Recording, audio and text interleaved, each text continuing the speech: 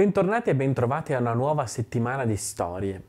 Abbiamo raccontato nelle ultime settimane tutta la storia della grande lirica monodica.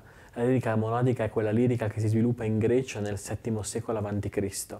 E abbiamo identificato un personaggio che in qualche modo è l'icona della lirica monodica, senza la quale non si parlerebbe della lirica monodica, la poetessa Saffo. Saffo è una donna importantissima per il mondo greco perché dal nulla trasforma l'isola di Lesbo in un centro culturale di primo livello, dove vengono mandate un sacco di ragazze a essere educate nella metodologia di Saffo, che era una metodologia che riportava dignità, che ridava dignità alla donna e la rendeva protagonista della sua storia, senza maschilizzarla. Ecco, c'è poi tutto un contesto attorno a Saffo che sarebbe sciocco negare. Qual è il contesto che sarebbe sciocco negare? Saffo ama le ragazze che frequentano il suo Tiaso, le ama di una passione educativa tale che diventa poi passione erotica, passione fisica. Saffo racconta, chiede, prega gli dei e le divinità affinché il suo amore sia ricambiato dalle ragazze del suo Tiaso. Eppure Saffo è una donna sposata, eppure Saffo ha dei figli, eppure Saffo vive una vita esattamente all'interno del mood collettivo di quell'epoca.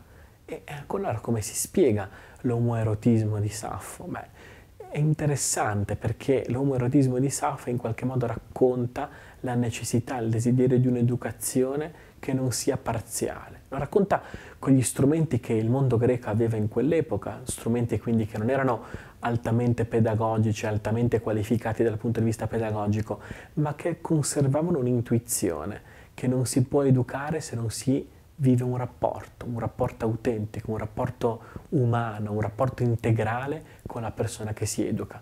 Questo rapporto integrale per Saffo aveva anche una dimensione fisica che la portava da un lato a vivere la temporaneità di tanti rapporti, per cui le ragazze venivano da Saffo ma poi partivano per tornare mogli, per tornare madri.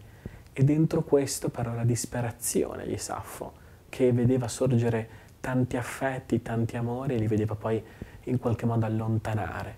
Ed è proprio questa inquietudine che rende Saffo grande. Saffo è grande perché in questa inquietudine lei diventa un punto di riferimento per tutte le donne che vogliono essere schiave dell'amore, che vogliono avere come padrone non un uomo, ma un amore più grande di tutti gli uomini di questa terra. Ed è questo che poi rendeva uniche le ragazze che stavano al seguito di Saffo. Non la loro capacità culturale, non la loro capacità casalinga, ma la loro capacità forte di continuare a essere donne al di là degli uomini che avevano davanti.